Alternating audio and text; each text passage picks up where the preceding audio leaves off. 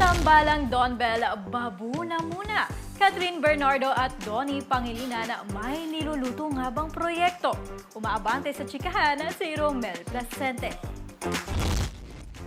How true ang chika na paghihiwalay na di umano ang tambalan ni na Donnie Pangilinan at Bel Mariano. Maugong kasi ngayon ang Don Cat o magiging tambalan ni na Donnie at Catherine Bernardo. May niluluto raw kasing project para sa dalawa na for sure ay abangan ng marami.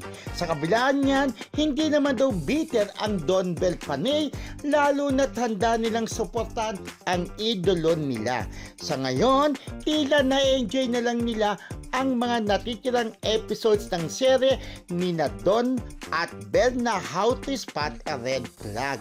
May mga nang-iintriga naman na kaya raw tsutsugin na ang Don Bel Love Team ay dahil mahina na raw ang serye nila at hindi pumatok tulad ng Can't Buy Me Love. How true ha? Walang kasing init ang chika. Ako si Romel Placente, ang inyong paboritong hot talker ng Abante Radyo. Ito ang balitang mabilis, mabangis, walang mintis.